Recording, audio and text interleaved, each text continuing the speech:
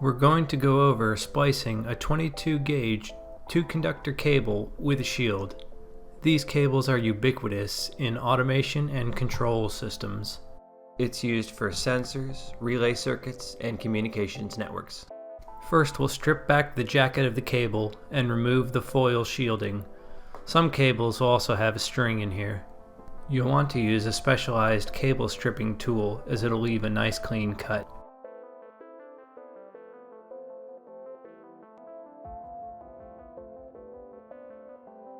Now we're going to need 2 small pieces of heat shrink tubing that will go over the individual conductors and insulate them from each other and the shield. We'll need to strip back the conductor insulation.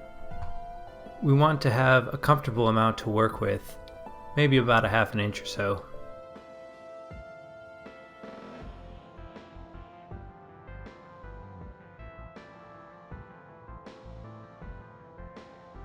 We'll then take a larger piece of heat shrink tubing, long enough to cover the splice, about 6 inches usually works, and slide it over the cable. Either end will work. Of course, if the splice is in the middle of a cable run, you'll really want to get all of the heat shrink on before you start joining cables, as it'll be very hard to do so afterwards. Next, we'll take the individual conductors and start to twist the stranded ends around each other. This can be a little bit tricky at first until you get some practice, which is why you'll want to have enough of the insulation stripped to leave you wire to work with. Focus on getting one side completely twisted before moving on to the other.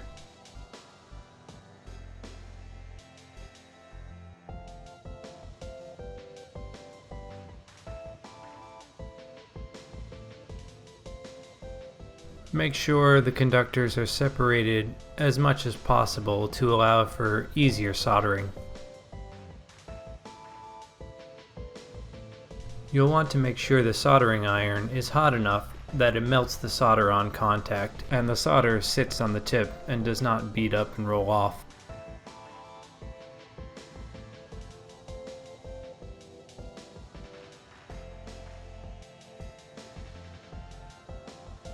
You'll then want to wipe the excess solder off on a damp sponge, or a damp paper towel or cloth, or anything really.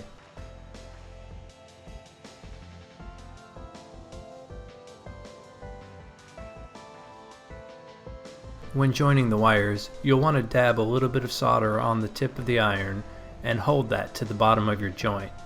This will allow it to conduct a lot of heat into the joint.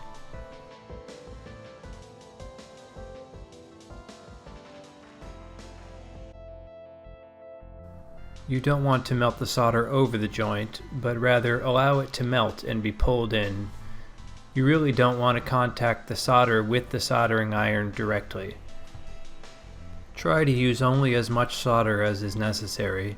You'll want to watch out for blobs and sharp edges that will poke through the heat shrink insulation. Now, all we've got left to do is shrink down the heat shrink. I like to use a butane torch lighter as it provides a lot of heat in a very accurate position and doesn't put off any soot.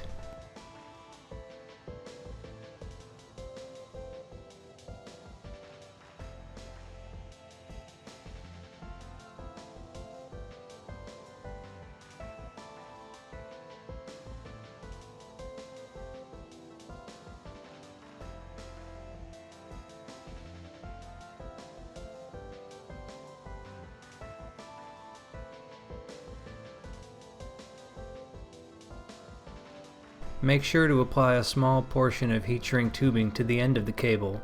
This prevents the inner foil shielding from coming into contact with anything conductive. Be sure to apply some solder to the end of the stripped wire. This keeps strands from fraying and potentially shorting out the communication signal. It also makes it a whole lot easier to land it on terminals. Make sure the end of each cable is labeled, showing where the other end of the cable goes. I think by far the easiest tool to use is a butane soldering iron. They're readily available at Home Depot or Lowe's, or on Amazon, where I got mine.